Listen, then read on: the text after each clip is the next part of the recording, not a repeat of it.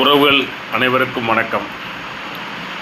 விடியல் ஆட்சி என்று சொல்லி விடியா ஆட்சியை கொடுத்து வாக்குறுதிகள் பல அள்ளி கொடுத்து எந்த வாக்குறுதியும் இன்று வரையும் முறையாக நிறைவேற்றாமல் மக்களை வஞ்சிக்கின்ற இந்த திராவிட முன்னேற்றக் கழக அரசு மீண்டும் இன்னும் பல வாக்குறுதிகளை கொடுத்து 2026 தேர்தலிலே மக்களை ஏமாற்றி ஆட்சியில் அமர்வதற்கு வருகை தந்து கொண்டிருக்கிறார்கள்.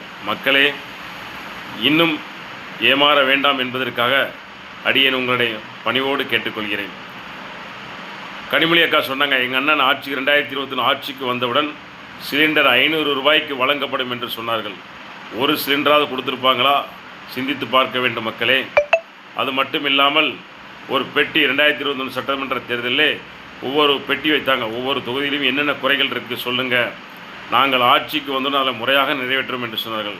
அந்த பெட்டியின் சாவியை தமிழக முதல்வர்கள் தொலைத்து விட்டார்கள். அந்த பெட்டியை பற்றி இன்றைக்கு வரைக்கும் இந்த தேர்தலில் பிரச்சாரம் செய்து கொண்டிருக்கிறார்கள். அண்ணன் உதயநிதி அவர்கள், கனிமொழி அக்கா அவர்கள், ஸ்டாலின் அவர்கள் அனைவரும் பிரச்சாரத்தில் ஈடுபட்டு கொண்டிருக்கிறார்கள். இந்த பெட்டியை பற்றி இன்றைய வரைக்கும் எந்த இடத்திலும் வாய் திறக்கவில்லை என்பதை மக்கள் மறந்துவிடக்கூடாது. தயவுசெய்து மக்களே சிந்தித்து பார்க்க வேண்டும்.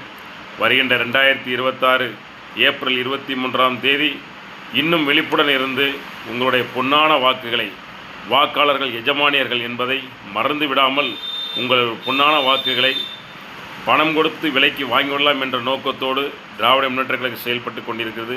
அதையெல்லாம் முறியடித்து நீங்கள் நல்லவர்களை தேர்ந்தெடுக்க உங்களுக்கு ஒரு பொன்னான வாய்ப்பு. ஏப்ரல் 23 மறந்து விடாமல் அனைவரும் விரைவாக சென்று காலையிலே சென்று வாக்களிக்க வேண்டும் என்று அன்போடும் பணிவோடும் உங்களை தாழ்மையோடு கேட்டுக்கொள்கிறேன். நன்றி, வணக்கம், ஜெய்ஹிந்த்.